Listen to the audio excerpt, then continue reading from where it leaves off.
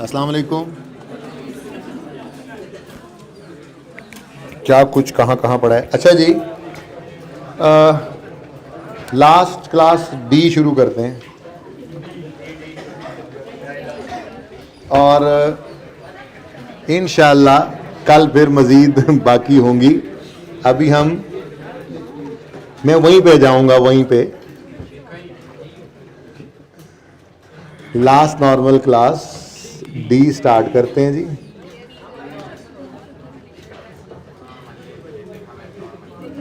ठीक है, D capital लिखना था। ओहो, अच्छा जी, IS 8 में पेज 383 ओपन करें अपनी बुक्स का। एक चीज़ आपके साथ बोलते बोलते सेशन ख़त्म हो गया, रह ही गई थी, तो वो मैंने कहा आज तो ना रहे कि चेंज इन एस्टीमेट हो, उसका नोट बनाना सीखें और रेजिडुअल वैल्यू के अंदर भी चेंज आ रहा हो। ठीक है, एक तो ये काम करना है और दूसरा क्वेश्चन बैंक 7 के क्वेश्चन की करेक्शन है, ये मैं अभी पेंडिंग कर रहा हूँ। ठीक है, इसको कल करवा दूंगा मैं। ओके, उसके बाद फिर हम IS 16 पे मूव करेंगे। उसके अंदर जो काम हो सका क्विकली कर लेंगे। अब 1 घंटे की ही विंडो रह गई है मेरे पास। ठीक है, इसको मैं रेड कर देता हूँ फिलहाल। ओके जी, 383 पेज IAS 8, पता नहीं कौन से वॉल्यूम में था आपके, 2 में, पेज 380।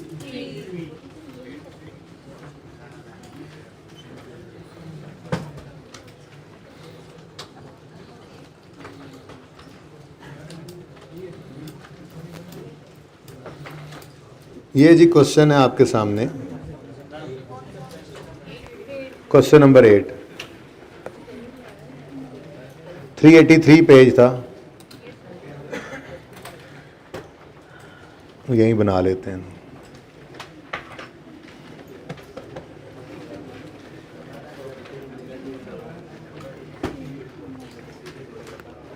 अच्छा जी, we purchase an asset on यकम जनवरी 18 फॉर 125 रुपये।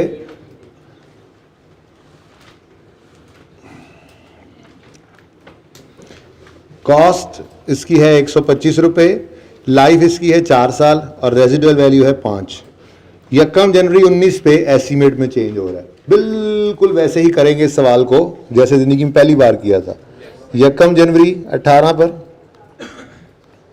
हम ये एसेट खरीदते हैं 125 का और इसकी लाइफ है जी 2, 3 और 4, ऐसा ही है। पहले साल की डेप्रीसिएशन निकालने के लिए हम कहते हैं जी 125 माइनस 5/4, क्या आता है आंसर? 30 की डेप्रीसिएशन आई। अब ये 18 का साल था, 19, 20, 21, तो हमारा अंदाज़ा था हर साल हम 30 डेप्रीशिएट करेंगे और एंड पे 5 रुपये बच जाएंगे। ठीक हो गया। अब पहले साल का एंड हुआ और दूसरे साल का स्टार्ट जब आया तो क्या हुआ? 100 यकम जनवरी 19 पे कहता है जी it is estimated that remaining life is 2 years only with new residual value of 3 years। तो एस्टिमेट चेंज हो रहा है किस दिन? यकम जनवरी 19 पर।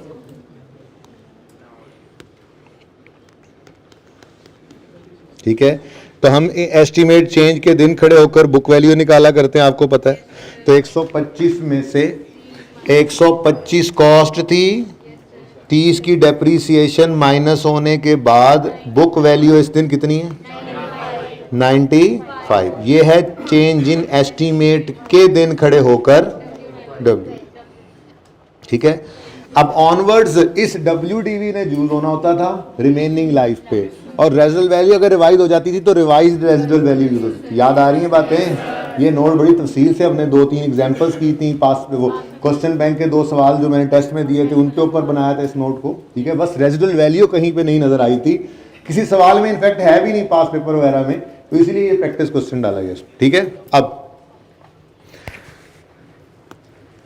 ये 30 की डेप्रिसिएशन तो आपने ऐसे निकाल ली थी, लेकिन जब चेंज इन एस्टीमेट आ गया तो अब 95 की बुक वैल्यू ने यूज होने, और कितनी बुक रेजिडुअल वैल्यू कितनी है, रिवाइज होकर 3 हो गई है, 3 ये रिवाइज रेजिडुअल वैल्यू। अब पुरानी 5 नहीं यूज हो सकती, रिवाइज रेजिडुअल वैल्यू 3 इस्तेमाल होनी है। तो 95 divided by 3 -3 divided by remaining life है 2 ईयर्स। अब ये डेप्रिसिएशन 46 हो गई और एक और साल पे 46 हो गई। याद होगा आपको, ये वाली डेप्रिसिएशन हम कहते थे जी अब नहीं होगी। चेंज इन एस्टीमेट में, इधर भाई सवाल पूछ रहा था कोई, चेंज इन एस्टीमेट में हमने वापस नहीं जाना होता। हम जिस साल में खड़े, हम इस वक्त कहाँ खड़े हैं, यकम जनवरी, हम 31 दिसंबर 19 वाले साल में खड़े हैं, ठीक है ना। तो हमने फिर 18 की डेप्रिसिएशन को नहीं छेड़ा, 19 और ऑनवर्ड्स को छेड़ा, ठीक है। अब प्रोस्पेक्टिव एप्लीकेशन, अच्छा जी, अब इसको भी काट दें, ठीक हो गया। अब ये तो इस तरह से नोट बनवाया था, लेकिन सिखा ये दिया था, एंड पे कंक्लूड किया था हमने कि करंट ईयर में देखो जो इम्पैक्ट आ रहा है फ्यूचर ईयर में उसी के एग्जैक्ट ऑपोजिट है, ठीक है ना। लेकिन वैसे हमने प्रूव भी कर लिया था। हम प्रूव इस तरह से करते थे कि अगर एस्टीमेट में चेंज ना आता तो 30 की डेप्रीसिएशन बनती। अच्छा एक मिनट, इसके अंदर भी ना सारा ही मिटाना पड़ गया। यूं कर लेते थे हम, फ्यूचर ईयर्स को अलग करते थे। हम कहते थे जी फ्यूचर ईयर्स में 60 डेप्रीशिएट होता अगर एस्टीमेट चेंज ना होता। एस्टीमेट चूं नक्का चेंज हो गया है, चना नचा, सिर्फ कितनी डेप्शन आ रही है अब, अगला साल तो बल्कि है ही नहीं, एक ही साल के ऊपर रखें, फ्यूचर ईयर ही बच जाता है एक, ठीक है। अब गौर करें तो इस साल में डेप्रिसिएशन 16 से, चेंज इन एस्टीमेट की वजह से इस साल की डेप्रिसिएशन 16 से बढ़ रही है, ठीक है। और फ्यूचर ईयर्स में देखें मिलाकर, अगर एस्टीमेट चेंज ना होता तो 60 की डेप्शन अगले 2 साल में आती। एस्टीमेट चेंज की वजह से अब अगले 2 साल नहीं, एक ही साल रहेगा, उसमें 46 की डेप्शन आ रही है, यानी अगले फ्यूचर ईयर्स में 16 से डेप्शन कम हो रही है। याद होगा आपको ये बताया था कि असल में ना कहानी ये है कि एसेट की कॉस्ट तो वही है, सिर्फ एस्टीमेट चेंज की वजह से उसकी ये डिस्ट्रीब्यूशन ही बदली है। तो अगर इस साल में 16 से डेप्शन बढ़ी है तो एसेट तो वही था ना, उसकी डेप्शन फ्यूचर ईयर्स में उतनी कम हो जानी है। इस साल एस्टीमेट चेंज की वजह से कम होती तो फ्यूचर ईयर्स में उतनी बढ़नी थी, क्योंकि एसेट तो वही था, ठीक है। अब हमने ये वाला काम जो था ना, मैंने कहा था कि ये भी तो हो सकता है, ये भी तो हो सकता है कि आपको 5, 10, 15, 20 साल लाइफ वाला एसेट दे दिया जाए, तो आप क्या ये टाइमलाइन बनाकर ये काम करते रहेंगे। उसके लिए फिर आपको ये बता दिया था कि आपने करंट ईयर में इम्पैक्ट देखना है और फ्यूचर ईयर में उसी के रिवर्स कर देना। याद आ रहा है। अब हम नोट बनाया करते थे, ये हमारी वर्किंग हो जाती थी, ये वर्किंग 1 थी। रिक्वायरमेंट क्या है सवाल की, पढ़ो। Prepare note of change in estimate, company x, यहीं पे बना लें, कंपनी एबीसी, कंपनी एक्स, नाम कोई नहीं है ना। Notes to the financial statements for the year ended 31 December 19।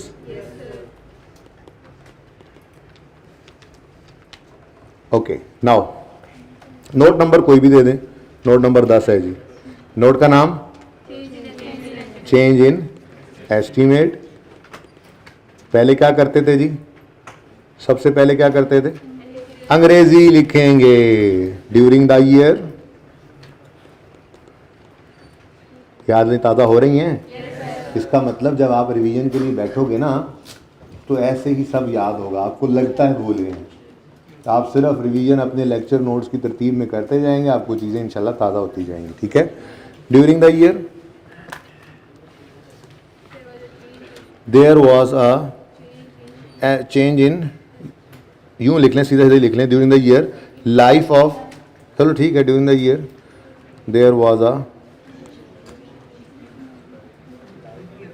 Change in useful life, there is a change in estimate, इस तरह लिख दें। वेयर बाय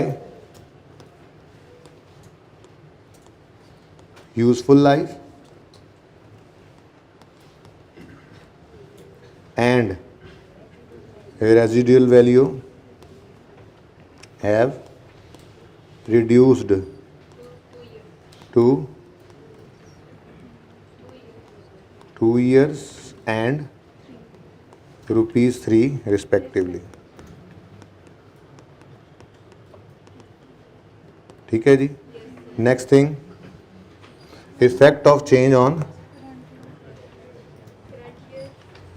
दो चीजें लेते थे हम, कहते थे जी effect on profit of current year. अब करंट आप घर पे पूरा लिख लेना. Effect of profit on current year और effect of profits of future years. ठीक है जी. ये काम के लिए हम एक छोटी सी वर्किंग कर लिया करते थे. ठीक है, तो नोट यहां खत्म हो जाएगा, वर्किंग अलग थलग होती है. ठीक है ना. अब वर्किंग 1 है डेप्रीसिएशन करंट ईयर की बात यूं लिखते थे, बल्कि हम यूं लिखते थे करंट ईयर में डेप्रीसिएशन में क्या आ रहा है, इंक्रीज या डिक्रीज. डेप्रीसिएशन बढ़ गई कितने से, ये देखो दोनों में फर्क. 30 होती डेप्रीसिएशन, अब 40 है, तो 16 से डेप्रीसिएशन हमारे साल में बढ़ गई. ठीक है, आगे हमने प्रूफ बेशक कर दिया, लेकिन हम तो शॉर्टकट ही कर लेते थे. हम कहते थे डेप्रीसिएशन बढ़ गई है कितने से, 16 से, जिस वजह से प्रॉफिट कम हो गया 16 से. ठीक है, और फ्यूचर ईयर्स के लिए हम इसी को एज इट इज लिख लेते थे. प्रूव करने के बाद 2-3 सवालों में, आज भी प्रूव ही हो रहा है, वैसे तो नजर आ रहा है फ्यूचर ईयर्स में 60 होनी थी, लेकिन चेंज की वजह से अब 40 है, तो 16 से कम हो गई फ्यूचर ईयर्स. ओके, 14 से, तो फिर ऊपर भी 14 ही होना थे. अच्छा ठीक है, तुम मुझे डेप्रीसिएशन का बताओ बस. डेप्रीसिएशन एक्सपेंस तो 14 से, अच्छा जी ठीक है, कम हो गया, बढ़ नहीं गया, कम हो रहा है. ठीक है, 46 से कम हो गया. 46 डेप्शन है ना फ्यूचर ईयर्स में, और 60 होनी थी, तो 14 से कम हो गया, और प्रॉफिट बढ़ जाएगा 14 से. अच्छा, अब आप कहोगे जी ये तो रूल गड़बड़ हो गया. भाई रूल नहीं गड़बड़ हुआ, टेंशन ना लो, रेजिडुअल वैल्यू को लेकर आता हूँ मैं सेम वही जो आपको सिखाया था वो कर रहा हूँ. डेप्शन 16 से, यही सीखा था ना एज इट इज. डेप्शन 16 से कम हुई और प्रॉफिट 16 से बढ़ गया. अब साथ ही रेजिडुअल वैल्यू को अलग से देख ले. ठीक है, इम्पैक्ट वहीं पे ही आ जाना है जो आपने भी देखा था. ठीक है ना, लेकिन हम अपना रूल नहीं ना खराब करते. करंट ईयर में डेप्शन बढ़ी है, बिल्कुल 100% वही डेप्रीसिएशन अगले सालों में कम होनी चाहिए थी. यही सीखा था ना. चलो, अब ये लिख दिया. अब मसला इस सवाल के अंदर था रेजिडुअल वैल्यू का. रेजिडुअल वैल्यू हमारी 5 से कम होकर 3 हुई, यानी रेजिडुअल वैल्यू फ्यूचर ईयर्स में, तो रेजिडुअल वैल्यू में 2 से कमी आई. अब जो रेजिडुअल वैल्यू का इंपैक्ट प्रॉफिट पे है ना, वो समझ आना बड़ा मुश्किल है. उसके लिए आपने सहारा लेना है डेप्रीसिएशन का. ठीक है, कैसे रेजिडुअल वैल्यू माइनस होती है ना कॉस्ट में से. रेजिडुअल वैल्यू अगर बढ़े तो डेप्रिशिएबल अमाउंट कम हो जाएगी और डेप्शन कम होगी. रेजिडुअल वैल्यू अगर कम हो तो डेप्रिशिएबल अमाउंट बढ़ेगी और डेप्रिसिएशन भी बढ़ जाएगी. अब रेजिडुअल वैल्यू क्या हुई है, कम. रेजिडुअल वैल्यू कम हुई है तो डेप्रिसिएशन ने फिर बढ़ जाना है. ये बात समझ आती है. रेजिडुअल वैल्यू, ये तो नजर ही नहीं आ रहा, ठहर जो, नहीं मुझे नहीं आ रहा, आप ठीक है. अच्छा देखें, सहारा लेना पड़ा डेप्शन का. Residual value cost minus residual करके डिवाइड करते हैं ना लाइफ से. तो अगर रेजिडुअल वैल्यू की अमाउंट कम हो रही है, माइनस ऑन फिगर कम हो रही है तो डेप्सिबल अमाउंट बढ़ेगी तो डेप्रिसिएशन भी बढ़ेगी, और डेप्रिसिएशन के बढ़ने से प्रॉफिट कम हो जाएगा। कितने से जी? 2। ठीक है, तो डायरेक्ट हम शायद सोच ना सकते। अब हमने तो प्रॉफिट पे इंपैक्ट लेना है ना अपने नोट के अंदर, तो प्रॉफिट में नेट पे इंपैक्ट क्या आ रहा है?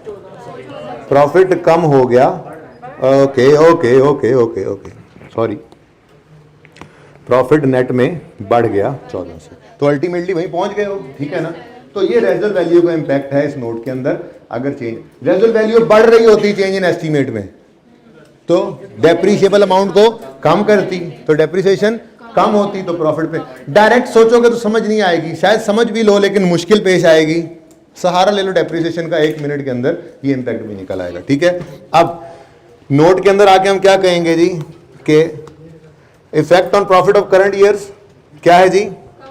इंक्रीज बाय, बल्कि ये ऐसे करना था, ये ऐसे लिखेंगे, इंक्रीज, डिक्रीज है, अच्छा डिक्रीज, डिक्रीज बच्चों, मेरे प्यारे बच्चों, कोई बात नहीं, शाम भी हो गई है, मैं भी थक गया। Decrease in profit of current year और पुल, भाई साहब भी सामने आ गए, इसको मिटाया था, अच्छा भला चल। और फ्यूचर ईयर के प्रॉफिट्स 14 से बढ़ रहे हैं, तो increase in profits of future years, ये हमारा कितने से? 16 और 14। ये आपका जी नोट है, ये साथ इसकी वर्किंग है। और ठीक है, पहले इसको अलग से नोट कर लेना, मतलब तस्वीर ले लें इसकी, फिर वो बाद में दूसरी वाली वर्किंग भी सामने कर देता हूँ, क्योंकि वो वर्किंग ज़रूरी नहीं है असल में, वो तो आपको समझाने के लिए है। आपने सिर्फ करंट ईयर का 46 निकालना है और पुराना वाला 30 निकालना है, बस इतनी को ज़रूरत है आपको इस नोट के बनाने के लिए। ठीक है,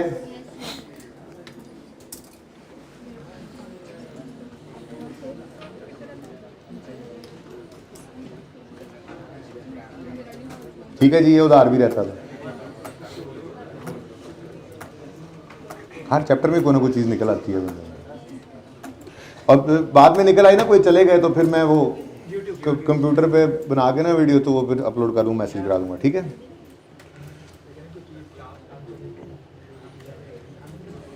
हो गया जी। ये किसी ने अगर पिक्चर लेनी हो तो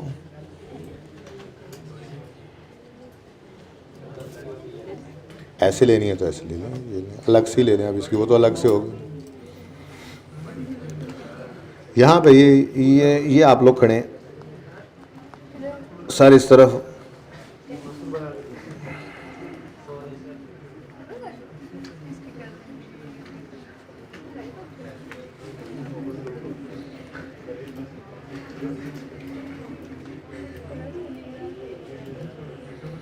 ठीक है, क्लास एंड हो, दो सुबह से पढ़ रहे हैं ना, ये भी थक गया, देखें साल के एंड पे आप जो खड़े ना थक गए यहाँ से। ओके जी, बाकी ये एक और काम था बस, मार्वलस वाला सवाल करेक्ट करना है, और statement of change in equity के अंदर मैंने बाय बैक ऑफ शेयर्स का कॉन्सेप्ट देना है, ये अब इंशाल्लाह सुबह करेंगे। ठीक है, ये सवाल मैंने सही करवाना है, बेसिकली सवाल में गलती है के, ठीक है, वो सही करवा दूंगा। असल में वो पुराना सवाल उठाया ना पिछली बुक से उन्होंने, तो टैक्स उड़ा दिया लेकिन उसका असर निकालना भूल गए, तो इस वजह से वो सवाल सही करवा दूंगा। जिस तरह से आपने मार्वलस, जिस बच्चे ने किसी ने सॉल्व किया था ना, जैसे हमने सीखा हुआ था कि ओपनिंग वाला, वो मुझे ज़रा काइंडली पिक्चर भेज दे, वरना मुझे सवाल दोबारा सॉल्व करना पड़ेगा। ठीक है, भेजी हुई है, मैं ग्रुप में नहीं जाऊंगा ना अभी, आज तो कल से जाऊंगा ग्रुप के अंदर, वो बेचारे भी इंतज़ार में होंगे इस वक्त में, बहुत ज़्यादा इस वक्त जो है ना वो फंसा हूँ इनके अंदर हर चीज़ देखने में, तो मैं ग्रुप्स में भी नहीं जा सक रहा। ठीक है, तो कल से इंशाल्लाह उधर जाऊँगा, तो अब मुझे प्राइवेटली भेज देना। ठीक है जी, ये कर लेते हैं कल करेक्ट। ठीक है, अच्छा जी,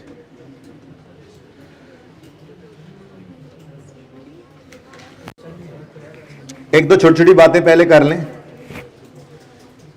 अच्छा, उससे पहले 2 टॉपिक्स की तस्वीर आपने बना ली थी ना, ये कहाँ गया यार, रिवीजन प्लान, ये तो रिवीजन प्लान चेक है, ये ईपीएस कर लिया था ना, तस्वीर आपने बना ली थी, बना ली होनी है, खैर जाए, कौन सी बनाई? ये तो बनाई थी अभी तक, तो इनकी इकट्ठी कर लो फिर।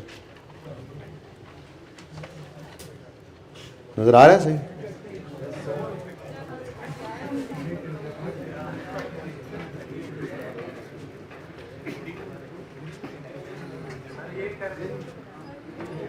जी ये करने के लिए लिखे हैं, ये आपने कर लेना है रिवीजन के वक्त। आप ना अलग अलग करूं यार, मैंने कहा रिवीजन प्लान के आने तक चलो तस्वीर बना लो, वरना आप लोगों ने सर खा जाना है मेरा। रिवीजन प्लान दे, रिवीजन प्लान दे। अच्छा जी, पहले ये चेक कर लेना, ये वाला अलग से बना लें, ठीक है? उसके बाद ये वाला अलग से बना लें। बाकी ये तो अभी फाइनल नहीं ना है, ये नॉन फाइनल है, तो सब्र कर लेगा, मुझे पता है 2 दिन सब्र कर लेगा।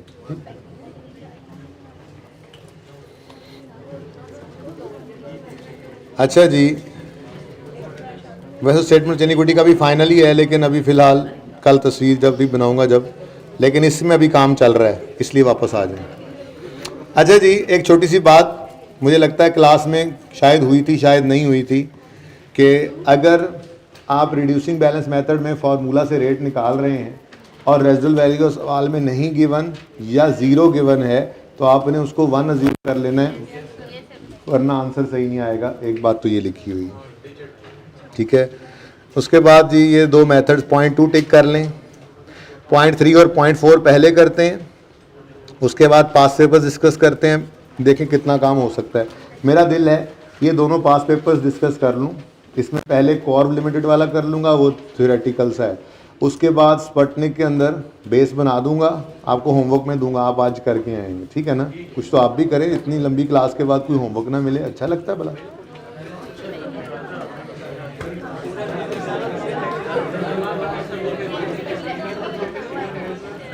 आधे घंटे तक फजूल बोलना बंद है।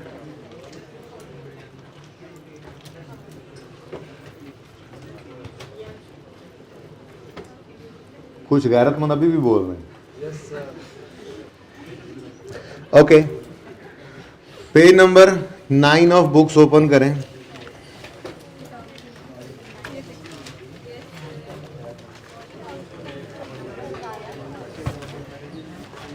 मैं चैप्टर के एंड पे पहुंचा होता हूँ,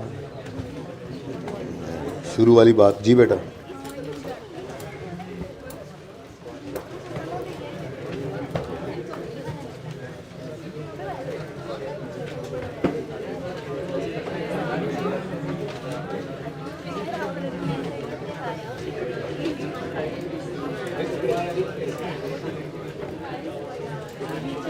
अच्छा जी, बहुत प्लीज़, मैंने कहा फजूल बोलना बंद है और फिर बोले जा रहे। बहुत सिंपल सा एक मेथड है जिसको आउटपुट मेथड भी कहते हैं, इसको ऑर्स मेथड भी कहते हैं।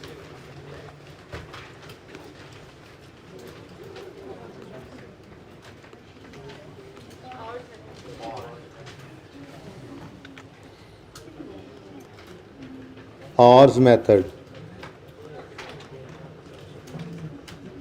इसको मशीन और भी हो सकते हैं, लेबर और भी हो सकते हैं, ये कोई मसला नहीं है, ठीक है ना? वो जोन से भी हो। उसके बाद इसको माइलेज मेथड भी कहते हैं,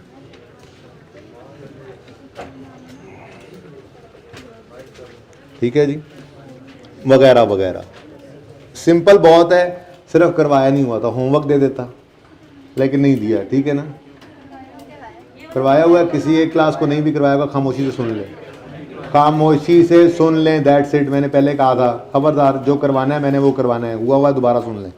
अब आउटपुट मेथड का मतलब ये है कि आपने यूज़फुल लाइफ को सालों के अंदर नहीं एस्टिमेट किया।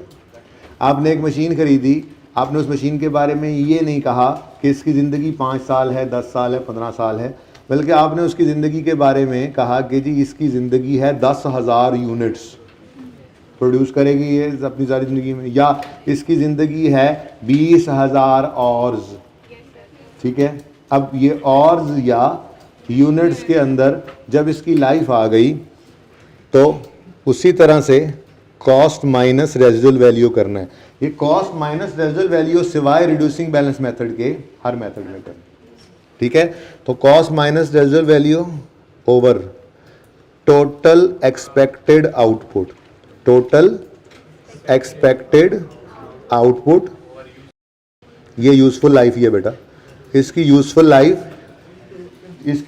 लाइफ आउटपुट की फॉर्म में है। वो आउटपुट यूनिट प्रोड्यूस भी हो सकता है, वो आउटपुट नंबर ऑफ आवर्स भी हो सकता है जो उसने चलना है, ठीक है। अब जब हम ये काम करेंगे ना, देखें जब हम cost minus residual value over useful life करते हैं तो पर ईयर डेप्रीसिएशन आ जाती है, और जब हम cost minus residual value over number of units या नंबर ऑफ आवर्स कर देंगे तो पर यूनिट या पर आवर डेप्रिसिएशन आ जाएगी, सिंपल, ठीक है। अब जितने यूनिट्स इस साल रेलेवेंट ईयर में बने या जितने आवर्स इस साल रेलेवेंट ईयर के अंदर उसने काम किया, मल्टीप्लाई उससे कर दोगे, इस साल का डेप्रिसिएशन एक्सपेंस आ जाएगा, ठीक है। तो cost minus residual value divide by total expected output into output in relevant year, okay. Simple है, मुश्किल नहीं है ये, लेकिन इंपॉर्टेंट इसलिए है कि अभी एक मजे की बात बताता हूं आपको।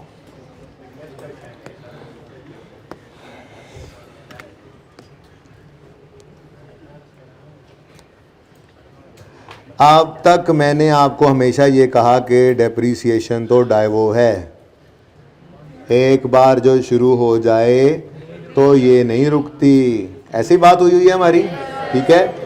अच्छा, मतलब कि आपने एक एसेट 5 साल की लाइफ एस्टीमेट लगाकर ले लिया, अब आपने उसको डेप्रीशिएट करना है, बीच में लेबर स्ट्राइक हो गई, आपका प्लांट बंद पड़ा है, डेप्रीशिएट हुए जा रहा है, ठीक है। कोई और वजह हो गई, एनुअल हॉलीडेज आ गए, 2 महीने तक कुछ मतलब काम ही नहीं हुआ, फैक्ट्री बंद पड़ी है, डेप्रीसिएशन नहीं रुकती, ठीक है।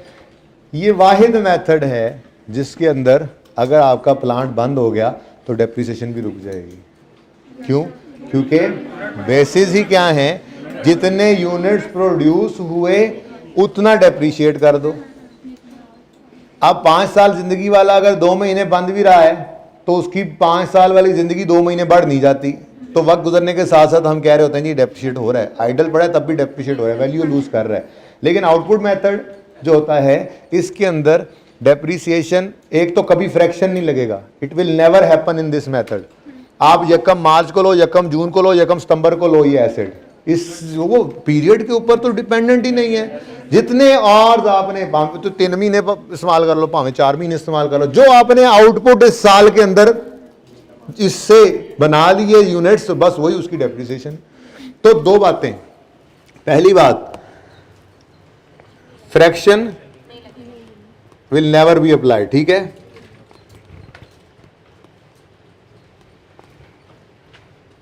एक बात इंपॉर्टेंट इस मेथड की। दूसरी बात if idle no depreciation expense will be calculated, ठीक है। ये 2 अहम बातें हैं, बाकी तो इस फॉर्मूला के अंदर कोई ऐसी खास बात थी नहीं, ठीक है, सही है। अच्छा, अब ये एग्जाम्पल है आपके सामने, रिक्वायरमेंट से ऊपर आपके सामने, इसलिए आप रजिस्टर्स पे अपने इसको सॉल्व करें और आपने नहीं देखना आंसर को, ठीक है। फॉर्मूला ऊपर भी लिखा है, cost minus residual value over total output expected over useful life into units produce during the year. ये एग्जाम्पल है, जल्दी करें 1 मिनट के अंदर अंदर।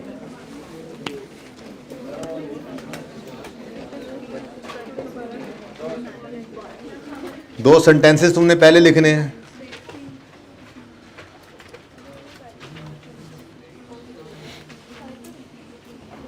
ये याद रख लेने थे, वैसे ही फ्रैक्शन कभी भी अप्लाई नहीं होना, जरूरत ही नहीं है। दूसरा, अगर आइडल पड़ा होगा तो डेप्रिसिएशन चार्ज नहीं करेंगे, वाहिद यही स्टैंडर्ड, यही मेथड है, ठीक है।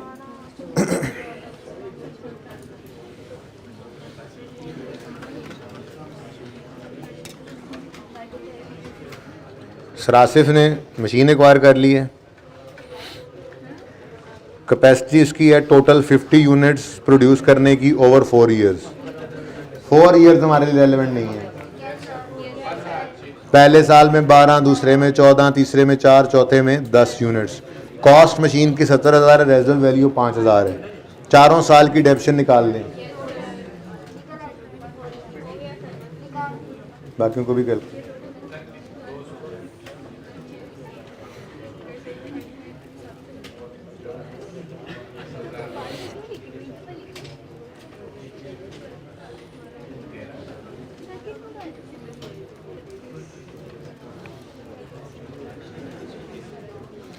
जी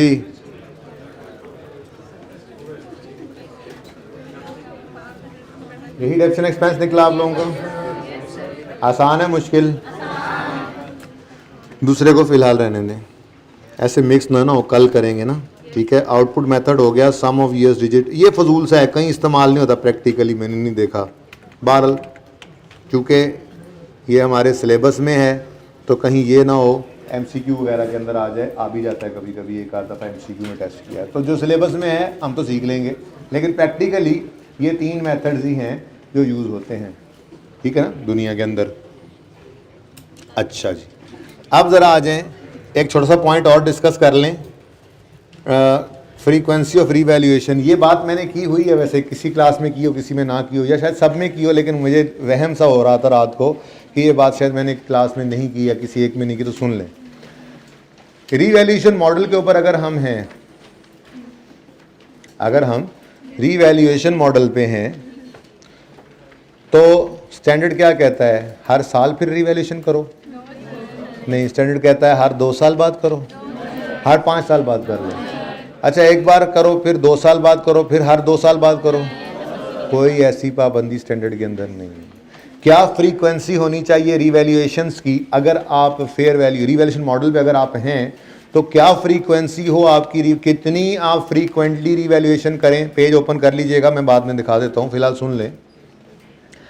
अगर आप रीवैल्यूएशन मॉडल पे हैं, सुन लें, किताब को पलटना बंद करें सब। अगर आप रीवैल्यूएशन मॉडल पे हैं तो कितना फ्रीक्वेंटली आपने अपने एसेट्स को रीवैल्यू करना है? सवाल ये है। उसका जवाब ये है कि स्टैंडर्ड कहता है आप साल बाद करना है साल बाद करो, 5 साल बाद करना है 5 साल बाद करो, मेरे इसके ऊपर कोई पाबंदी नहीं है, मेरी अब बस एक ही रिक्वायरमेंट है, आपने इतना लेट नहीं करना कि जो बुक वैल्यू हो और जो मार्केट वैल्यू हो किसी बैलेंस शीट डेट पे, उनमें मटीरियल डिफरेंस आ जाए। मतलब आप फेयर वैल्यू मॉडल पे, रीवैल्यूएशन मॉडल पे चले गए, आपने एसेट को उठा के रीवैल्यूएशन मॉडल के ऊपर रीवैल्यूड अमाउंट पे रखा, मिसाल के तौर पे 100 रुपये, ठीक है। 2 साल गुजर गए, आप डेप्रिशिएट करते करते उसको 80 पे ले आए फॉर एग्जांपल।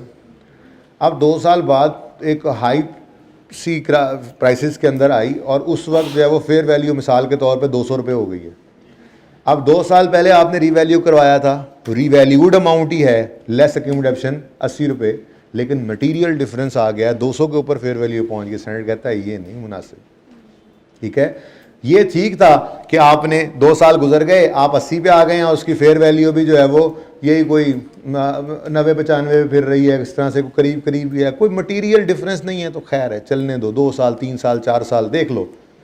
फ्रीक्वेंसी क्या होनी चाहिए, कितना फ्रीक्वेंटली हो भाई? आपने सिर्फ ये इंश्योर करना है, स्टैंडर्ड कहता है आपने सिर्फ ये इंश्योर करना है कि आपकी बुक वैल्यू किसी भी बैलेंस डेट पर, अगर आप कॉस्ट मॉडल में, फिर तो मसला ही कोई ना, 50 साल पुरानी भी आपके पास लैंड बिल्डिंग जो है वो कॉस्ट पे पड़ी है। लेकिन अगर आपने रीवैल्यूएशन मॉडल सेलेक्ट कर लिया है, once you have selected revaluation model, तो फिर आपने ये इंश्योर करना है कि किसी भी बैलेंस शीट डेट के ऊपर आपकी बुक वैल्यू और रीवैल्यूड अमाउंट फेयर वैल्यू में मटीरियल डिफरेंस ना हो। पेज 26 के 5 है।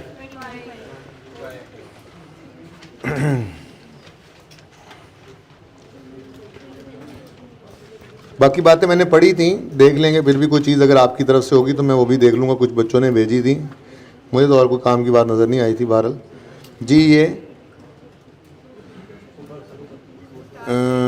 ये frequency of revaluation under revaluation model, revaluation should be carried out regularly so that the carrying amount of an asset does not differ materially from its fair value at the balance sheet date. MCQs के point से बड़ा important अच्छा point है, वैसे ही पता होना चाहिए। अच्छा एक और बात,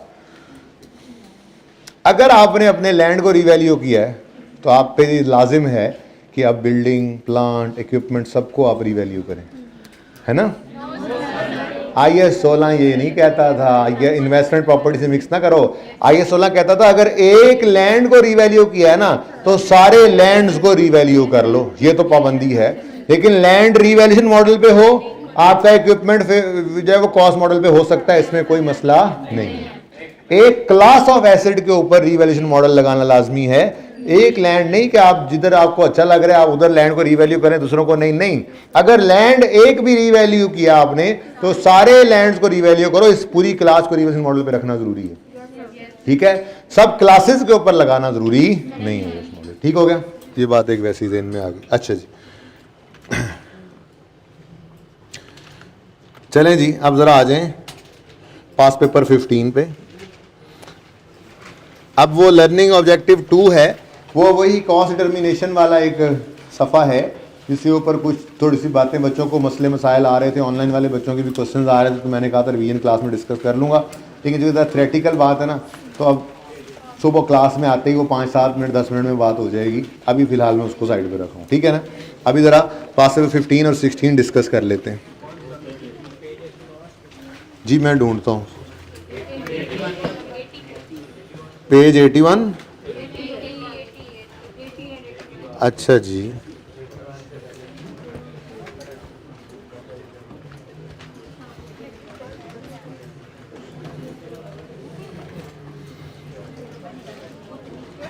जी ये कोई 16 नंबर का सवाल है और उसने डिस्कशन का कह दिया था 2021 में एक बार।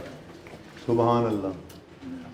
रिक्वायरमेंट पढ़ें, discuss how above issues should be dealt in financial statements of CL for the end 31 December 20 in accordance with requirements of IFRS।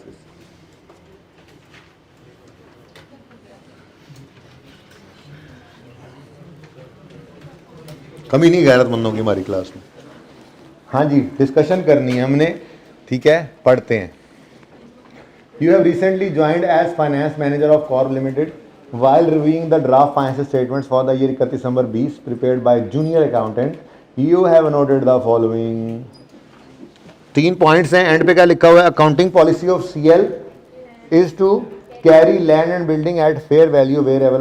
Fair value model IS 40 वाला है, IS 16 वाला रिवैल्यूएशन मॉडल है, ठीक है ना। जरा ध्यान रखा करो फर्क। वो कह रहा है कि इनकी पॉलिसी है कि लैंड बिल्डिंग को फेयर वैल्यू पे रखते हैं जहां कहीं परमिटेड हो। IS 40 में परमिटेड। चलो 12 पहला सवाल, ये वैसे पता नहीं आपने कब का निशान लगाया हुआ है। ये तब का निशान लगाया हुआ है आपने जब गवर्नमेंट ग्रांट आपने नहीं पढ़ा होगा, सही तरह से नहीं पढ़ा होगा। बहरहाल जरा गवर्नमेंट ग्रांट को रिवाइज करते हैं। गवर्नमेंट ने एक प्लॉट ऑफ लैंड दिया आपको, फ्री ऑफ कॉस्ट दिया, रिकॉर्ड नहीं करेंगे? करेंगे, या नॉमिनल वैल्यू पे या फेयर वैल्यू।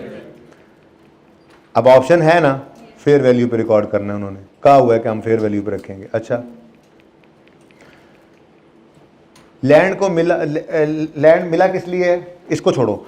लैंड गवर्नमेंट ने दिया हमें कि उसके ऊपर आपने बिल्डिंग बनानी है, तो जो ये ग्रांट हम क्या एंट्री करेंगे, land debit deferred grant credit, ऐसे ही करेंगे ना फेयर वैल्यू से। अब इस ग्रांट को इनकम में कैसे ट्रांसफर करेंगे? नहीं, किस बेसिस पे? लैंड की डेफिशन पे। अब याद है वो वाला सवाल, क्या सवाल का नाम क्या था यार, वो जिसके अंदर ये बड़ी तफसील थी। रिसेंट नहीं, रिसेंट अटेम्प्ट का एक सवाल हमने किया था क्लास के अंदर, मुझे नाम नहीं याद, बहरहाल टेस्ट में मैंने दिया था, वो ऑर्चर्ड था उसका नाम अपने। Okay, what ever was the question, question देख लेंगे, छोड़ें इस बात को, छोड़ें इस बात को।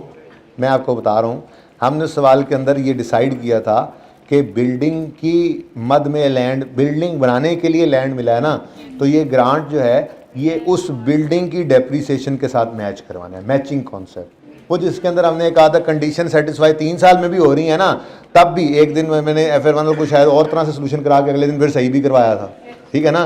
बाकी इंटर प्लस R1 वालों को तो करवाया ही उसी तरह से था जैसे बता रहा हूँ। मैंने कहा था कि कंडीशन 3 साल में भी अगर सेटिस्फाई हो रही है ना, लेकिन उसके ऊपर जो बिल्डिंग बननी है वो 10 साल डेप्रिशिएट होनी है, तो ग्रांट को 10 साल के ऊपर डेप्रिशिएट करो। याद आया वो सवाल टेस्ट वाला? ठीक है ना। अब ये सारी सिचुएशन इस सवाल के अंदर देखो, कहते हैं in January 20 government allotted an industrial plot to CL at a prime location subject to condition that CL will establish a factory. अब ने ये डिसाइड कर रखा है कि फैक्ट्री एस्टैब्लिश करना कंडीशन नहीं है कि आपको जिस दिन फैक्ट्री एस्टैब्लिश होगी सारी इनकम में डाल देंगे, नहीं नहीं नहीं नहीं, ठीक है। ये बिल्डिंग बनेगी, फैक्ट्री बनेगी, वो फैक्ट्री जैसे जैसे डेप्रिशिएट होगी ये ग्रांट वैसे वैसे इनकम में जाएगी। ये उसूल हमने बनाया था, याद है? Okay. CL constructed the factory which was available for use in यकम अक्टूबर। इस दिन से डेप्रिसिएशन स्टार्ट करनी है। ड्यू टू डिले नहीं डिले कर देंगे, रिक्रूटमेंट बंदे नहीं मिल रहे, डिले कर दिया। अवेलेबल फॉर यूज से डेप्रिसिएशन स्टार्ट करनी है, तो बेशक 15 मार्च तक वो लेट हो भी रहे हैं, हमने 1 अक्टूबर 20 से डेप्रिसिएशन शुरू करनी है। अच्छा, आगे वो कहता है अकाउंटेंट ने क्या किया, accountant has not recorded land has it was given free of cost. कमाल करते हैं यार अकाउंटेंट साहब, कमाल करते हैं अकाउंटेंट साहब यार। और यार फेयर वैल्यू डिटरमिन करो, और फेयर वैल्यू डिटरमिन करके उसकी एंट्री करो, land debit, deferred liability credit, deferred grant credit. ये क्या कर दिया तुमने? आप जूनियर को बुला के बेइज्जत कर रहे हैं, ठीक है। नहीं पढ़ा था FAR 1, नहीं IS-20 पढ़ा हुआ तुमने, बदतमीज आदमी। क्या कर रहे हैं करके आगे, ये क्या फ्री ऑफ कॉस्ट, कुछ भी नहीं करेंगे, चलो फटाफट। अब ये डिस्कस करना है हमने यहाँ डिस्कस करना है। हम कहेंगे कि लैंड की एंट्री होनी चाहिए, हम उसकी फेयर वैल्यू असेस, अब है तो नहीं फेयर वैल्यू सामने, लेकिन हमने कहेंगे ना हम फेयर वैल्यू असेस करेंगे। यार भाई प्राइम लोकेशन पे प्लॉट पड़ा है तो जाओ वहां पे मार्केट में पता करो, 2-4 प्रॉपर्टी डीलर से बता देंगे कितनी कीमत है उसकी, ठीक है। फेयर वैल्यू डिटरमिन करो, उसके ऊपर एंट्री करो आप, land debit, deferred grant credit. ये एंट्री नहीं करके बतानी, ये उसको अंग्रेजी में बताना था कि हम फेयर वैल्यू को डिटरमिन करेंगे और लैंड को रिकॉर्ड करेंगे और डेफर्ड ग्रांट भी रिकॉर्ड करेंगे।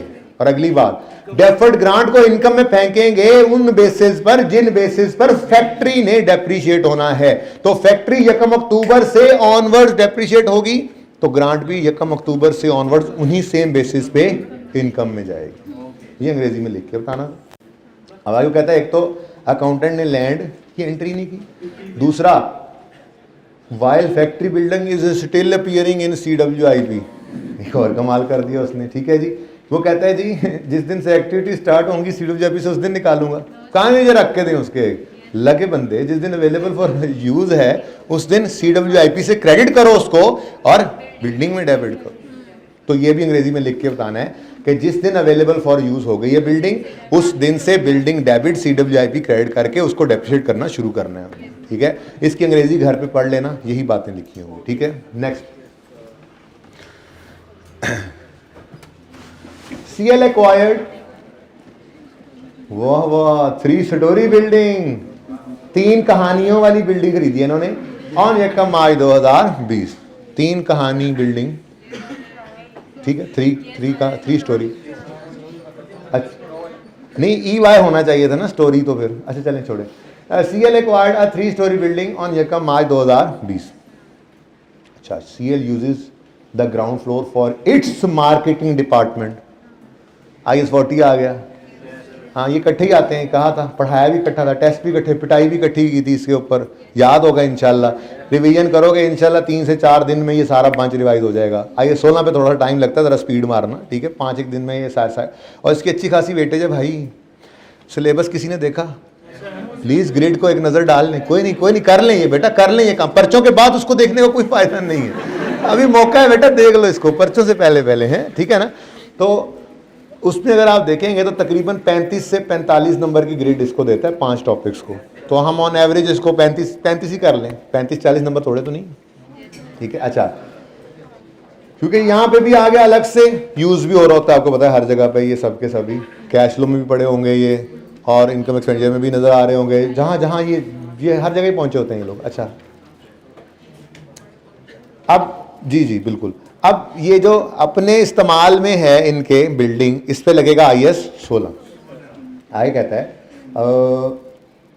कितने गया जी, the while remaining 2 floors were in excess of CL's need and therefore were rented out. IS-40 partly occupied building में हमने कहा था अलग अलग कर लेंगे, क्या मसला है, ठीक है। The first floor was rented out on 1 June and second was rented out on 1 December. The accountant has recorded the building as PPE। कमाल करते हैं अकाउंटेंट साहब भी, इन्होंने अन्नी मचाई हुई है। कोई कहता है डेफिशन भी ले लिया उन्हें ग्राउंड फर्स्ट और सेकंड फ्लोर पे, ठीक है जी। अब नहीं ली होगी उसने रिवीजन क्लास, ये वाला सवाल डिस्कस नहीं हुआ था। Sorry, last normal class. अच्छा सुने आप, सुने सुने सुने, मुझे पता है आप लोगों पे भी ये वक्त बड़ा भारी गुजरा है, 5-7 मिनट है, ठीक है। मैंने अगला सवाल होमवर्क में देने से पहले उसकी बेस बनानी है, इसलिए इसकी बात कुछ खत्म कर रहा हूँ। हम ये कहेंगे, ओ भाई साहब, ये यूँ नहीं कहना, आपने यूँ कहना है कि जी फर्स्ट फ्लोर, ग्राउंड फ्लोर पे IS 16 लगेगा, उसको डेप्रीशिएट करना है। फर्स्ट और सेकंड फ्लोर चूंकि रेंट आउट कर दी हैं तो उन पे IS 40 इन्वेस्टमेंट प्रॉपर्टी लगेगा, और आखिरी लाइन में लिखा हुआ था जहां पर अवेलेबल हो ये ऑप्शन फेयर वैल्यू पे जाते हैं, तो फेयर वैल्यू मॉडल पे लेके जाना है, फेयर वैल्यू गेन लॉस को प्रॉफिट एंड लॉस में ले जाना है, डेप्रिसिएशन नहीं की जो उसने की हुई है, गलत किया, रिवर्स करेंगे। ये डिस्कशन होती है, ठीक है ना। और क्या उसको क्या नोट सर सैयद वाला लिख के दिखा रहा है, कुछ नहीं, जो आपको पढ़ा होता है ना आपने, ये का नॉलेज आपके पास होता है, आपने बस उसको लिखना होता है, वराइट करना होता है। अच्छा जी, हाँ क्लास शाम होगी ना पर।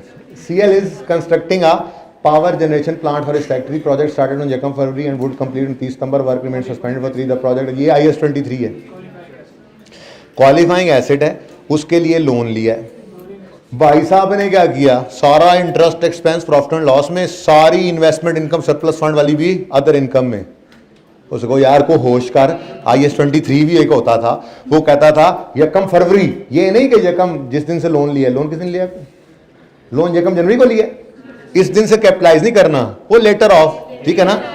ओ यार खुदा का खौफ करो, जिस दिन से, याद आ रहा है ना जी, यकम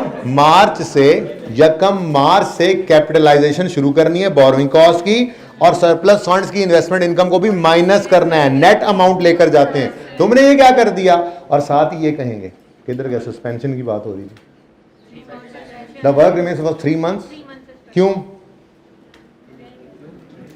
लिखा नहीं हुआ, खामोश हो तो क्या करना चाहिए, कुछ नहीं लिखवाया हुआ आपको, क्या लिखवाया हुआ, खामोश हो तो कहाँ लिखा हुआ, दिखाओ मुझे, इल्जाम मेरे पे, नॉन रूटीन होगा, मेरे पे इल्जाम, चेक करो, छुट्टी बंद, रजिस्टर गा रहा तो फिर घर से मंगवाओ, छुट्टी बंद।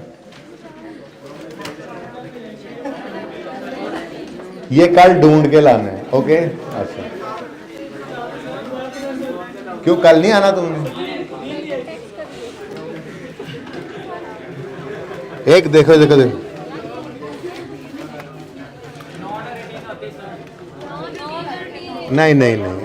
बेटा, पता है दे नहीं, अभी चुप कर जाए, ओ यार चुप कर जा, मैं ये कल मुझे आपने बताना है, वैसे मैं यहाँ पे लिख रहा हूं, इफ क्वेश्चन इज साइलेंट, ये साइलेंट लिखा मैंने, if question is silent assume suspension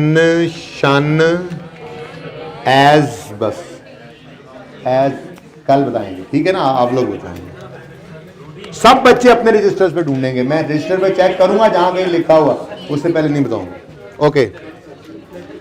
अच्छा जी, इसके बाद आते हैं स्पुतनिक पे। ये सवाल इंशाल्लाह आप कर लेंगे डिस्कशन के बाद, हाँ, लेकिन मैं डिस्कस करूंगा तभी करेंगे ना,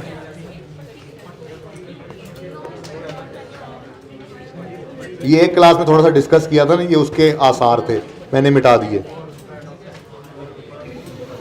अब सब बराबर हो जाएंगे।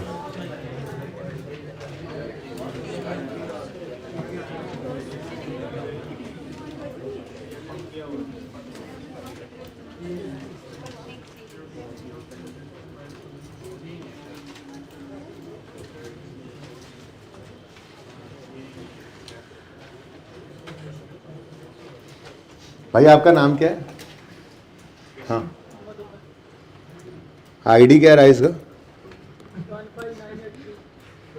15983, आपका क्या नाम है, क्लासेस वाले भाई, 16793 अरगमान,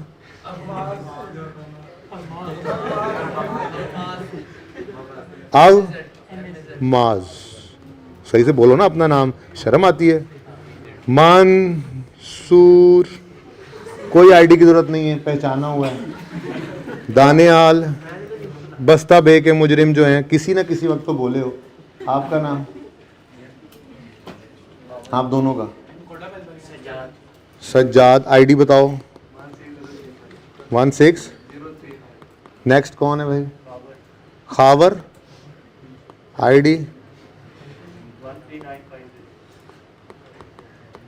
इंशाअल्लाह डिस्कस करने लगूंगा ना, सामने ये आएंगे, फिर मैं देखूंगा कल आप लोग करता क्यों मैं आप लोगों के साथ।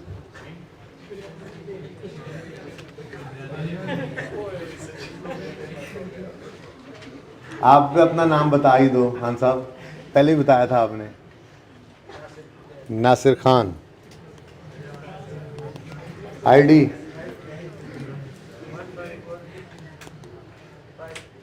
53। बस, बाकी सबके पूरे ही है। चल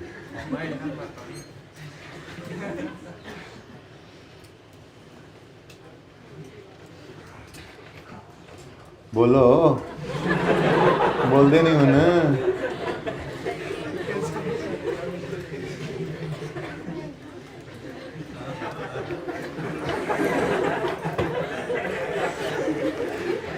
प्रिपेयर नेसेसरी जर्नल एंट्रीज। ठीक है जी। अब सवाल में क्या कहता है? कंपोनेंट्स ऑफ कॉस्ट अलग अलग दे दिए। ये हमने इस सवाल में तो नहीं किया था, एक सादा से सवाल में ये काम किया हुआ था जिसमें इंजन, कन्वेयर बेल्ट वगैरह था। उसमें कॉस्ट मॉडल था, इसमें बस रिवैल्यूएशन मॉडल आ गया था। कोई मसला नहीं। स्पुतनिक सी लिमिटेड रन्स आ क्रूज बिजनेस, ठीक है, and following information in respect of one of SSL's cruise ships is as follows. SSL brought a cruise ship on Yakam March 18. After required formalities, ship was ready to pair on Yakam April 16. तो relevant date हमारे लिए for depreciation है 1 अप्रैल। ठीक है, वो legal formalities कोई होंगी ना। ठीक है, तो रेडी टू यूज किस दिन है हमारी ये शिप? यकम अप्रैल 18। डिटेल्स रिगार्डिंग, मैं बोलने वालों को देखने के लिए फौरन मुड़ा। डिटेल किसी वक्त मैं ऐसे मुड़ के देख सकता हूं।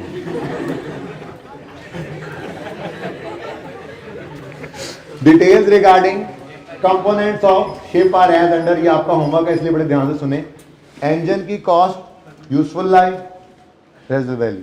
बॉडी की कॉस्ट अलग, यूजफुल लाइफ अलग, रेजिडुअल वैल्यू। ड्राई डॉकिंग भी कोई कंपोनेंट है इसका, हमें से क्या कॉस्ट अलग, रेजिडुअल वैल्यू कोई नहीं है, यूजफुल लाइफ अलग। इंजन को डेप्रिशिएट करेंगे ऑर्स की बेसिस, बाकी दोनों को लाइफ की बेसिस। ठीक हो गया। अब ऑन यकम मई 19 शिप सफर्ड आ हादसा which damaged its body.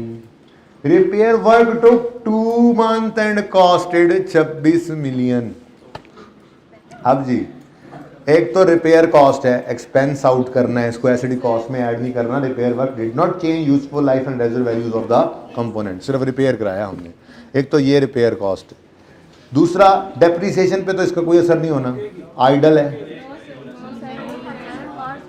हाँ जी, इसीलिए आउटपुट मेथड पहले करवाया इससे। ठीक है, और ये पॉइंट भी लिखवाया। ऑर्स मेथड है ना, तो डेप्रिसिएशन में ये 2 महीने के ऑर्स नहीं लेने आपने। ठीक है, बाकी दोनों की नहीं रुकेगी डेप्रिसिएशन, ये दोनों की डेप्रिसिएशन होती रहेगी। ये यकम अप्रैल 18 से, ईयर एंड क्या है हमारा? 31 दिसंबर है, 31 दिसंबर। अच्छा, ये तो पुरानी बात है। यकम अप्रैल 18 को हमने ये इस्तेमाल करना शुरू किया, 31 दिसंबर 18 आया होगा, साल खत्म हो गया होगा।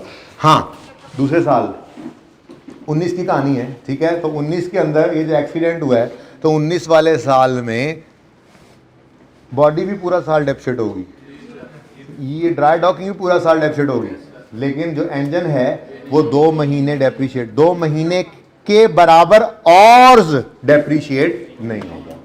ठीक है, अगली बात। अच्छा जी, average average average monthly selling of the ship during last 3 years is as under. यहां से भी कंफ्यूज होना था आपने, ये एनुअल नहीं है। 2018 के अंदर 360 और पर मंथ चली है, मंथली सेलिंग। अब 18 में ये अप्रैल को शुरू हुआ चलना क्रूज हमारा, अप्रैल मई जून 9 महीने, ठीक है, इंटू 9। 2019 में एक्सीडेंट होया सी, एक्सीडेंट पूरा साल 2 महीने बीच में नहीं आने, यही तो मसला था, इंटू 10। और 2020 के अंदर कोई मसला नहीं है, अभी तक तो कोई नहीं लग रहा, तो फिर पूरे 12 महीने ले लेना यहां, ठीक हो गया।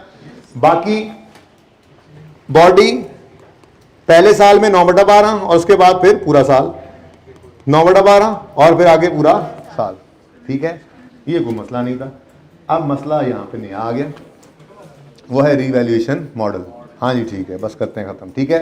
अब रीवैल्यूएशन मॉडल के अंदर उसने ये कहा है कि आपने टोटल क्या है जी, revalued amount of ship was 1400 and 1000 दो टाइम पर, लेकिन पूरी क्रूज की है ये। अब उसने आगे बता दिया रीवैल्यूड अमाउंट को आपने अपोर्शन करना है on the basis of book values before revaluation. तो उसके लिए ना आपने तरीका बस ये कर लेना था, आपने ना इसको इस तरह से करना है, बॉडी और क्या था, इंजन और ड्राई डॉकिंग, ठीक है जी, जो भी है। अब इधर देखो प्लीज, आपने कॉस्ट यहां पर लिख ली अलग अलग, ठीक है, डेप्रीसिएशन भी ऐसे ही अलग अलग होगी, बेसिस अलग अलग बता दिए आपको, ठीक है। ये डेप्शन होती चली आएगी, अलग अलग ही रखना, क्योंकि लाइफ वगैरह डिफरेंट हो रही हैं, एक्सीडेंट हो रहे हैं, नहीं भी करना तो इकट्ठा मैनेज कर सको तो कर लेना। अब ये कहीं किसी एक साल के एंड पर ये रीवैल्यू होती है, मिसाल के तौर पे यहाँ पर रीवैल्यू होती है, तो रीवैल्यूड अमाउंट यहाँ पे एक टोटल का कॉलम होगा, वहां पे लिखोगे टोटल, ठीक है। रीवैल्यूड अमाउंट आएगी यहाँ पर, यहाँ बुक वैल्यू होगी, गेन लॉस आ जाएगा। वो गेन लॉस हर एक को कैसे एलोकेट करोगे, जो इस दिन बुक वैल्यू की परसेंटेज होगी total book value. Revalue set आ गया 100 रुपए, यहाँ पे 20 पड़ा है, यहाँ पे 80 पड़ा है, तो आप 20/80 इंटू 100 सवाल कर दो, ठीक है। अब ये टोटल वाला कॉलम बनाना है और सरप्लस लॉस वगैरह इससे आगे लिख लेना है आपने, ठीक है। इसको ट्राई करना, मैं इसको कल करवाऊंगा, ये आपका होमवर्क है, कोशिश करेंगे कल इंशाल्लाह खत्म कर लें। हाँ सुने, आखिरी बात, जिन बच्चों की टैक्स की क्लास कल इधर है गार्डन टाउन में, वो यही क्लास परसों सरदनान की गुलबर्ग कैंपस में ले सकते हैं फिजिकली, उनको अलाउड है, ठीक है। अगर नहीं लेना चाहें तो ऑनलाइन, तो दोनों में से कोई एक अवेलेबल होगी। कल टैक्स की क्लास भी होगी, FAR 1 की क्लास भी होगी। जो बच्चे यहाँ से फिजिकल जिनका क्लैश आ रहा है, वहाँ पे टाइमिंग सेम ही होगी जो यहाँ पे। हमारी टाइमिंग इंशाल्लाह ऑलमोस्ट यही होगी, आपको मैं रात को मैसेज करवा देता हूँ, 9-10 बजे तक मैसेज आ जाएगा, ठीक है। अल्लाह हाफिज़।